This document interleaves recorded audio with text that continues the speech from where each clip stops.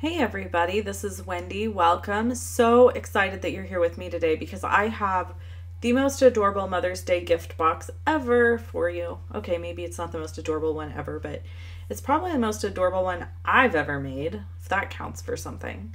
I used the window framelit set, box framelit, and that is available now. It's a current catalog item and it's not going away. Yay! But it makes this beautiful box. And so I've sped up the video because I know you don't want to see a 40-minute video of me making this box. But basically these are the pieces I used. So I used the big piece to cut it out. Here's all the pieces that come in this set, which are awesome. You could do lots of fun stuff. And then I've got this piece here that I'm going to use to cut out the top of the box so that it's intricate. This is the Itty Bitty Greeting stamp set. This is brand new, 2018 catalog. We've got the classic label punch, which is in the current catalog. And we're just gonna get cracking here on this box, okay? So I decided to use very vanilla cardstock for everything. I'm using Mint Macaron ink, which is back beginning June 1st. Eee, so exciting. I was super excited. So I actually cut out 2 of these classic label punches because I knew I would mess the first one up, and I did. I messed it up. So look at this ink. So you pull it out, shut it just like that, open it, push it back. No more of like that clicking part in the beginning where you have to pop it kind of. And I don't know if you noticed, but this ink pad also has a sticker on the inside. So when your inks are open, you can tell which colors you're looking at. So I was just deciding how I wanted to put this piece on the lid of my box, which way I wanted it to face. And then I'm taking a piece of Post-it note tape to hold it in place. Post-it note tape is probably hands down one of my very favorite crafting supplies ever. I use it for all kinds of things, but anyway. I've got the precision plate here that I'm using in my Big Shot because it just helps everything cut out so nice and perfect.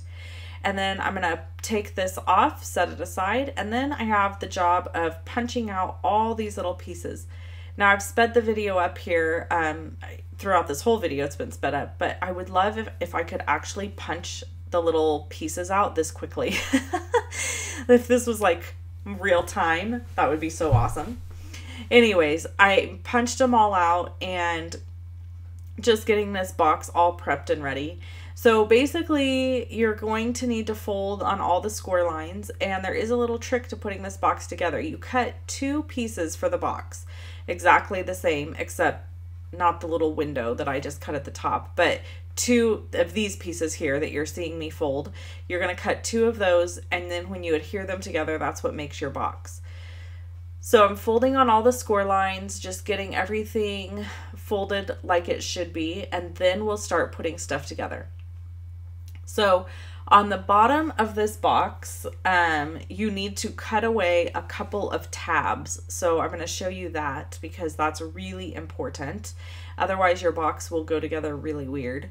And then here on the lid, this is the top of the box and the back of the box. I am folding on all the score lines again. It just makes, makes everything go together better. I have allergies. Everything is blooming here in California. So I am on allergy medication, and I tell you guys what, it is making me like so drowsy and so foggy in the head. It's horrible. So anyway, I'm fighting that. So if I yawn or cough or sound weird on my video, now you know why. So you can see there I cut off those 2 tabs on each side. Now I'm going to take tear and tape adhesive, and I'm going around literally every single tab on the bottom is going to get adhesive, and then it will be adhered to itself. So basically I'm putting the adhesive on, pulling away the backing, putting it on, pulling away the backing, adhering it together. And I'm just going to do this on all the tabs. Now, I'm doing on all the tabs except the top. So we don't want the top to adhere shut. We want people to be able to open it. So you've got these little 2 tabs that fold in, and then the one there on the top that folds down. And then you've got your box. So super simple. You can pause or slow the video down if you need to, if I was moving too quickly for you in my speed up. It's just putting on adhesive takes such a long time and it's such a simple step. I hated to waste a whole bunch of time showing it to you. Now I'm layering up my burlap pieces and my vanilla crochet trim. It's a vintage trim, and I'm using a stapler to staple all of those pieces together just so that they stay put and in place. Then I'm going to use my paper snips to trim away the ends of that lace and just kind of make them a nice pretty end. I'm going to use glue dots to put all my sentiments and embellishments on. So I'm just using the glue dots on the back of here. I'm going to layer it down on top of the mint macaron classic punch that I punched out. And then I'm going to layer this piece down on top of the box itself.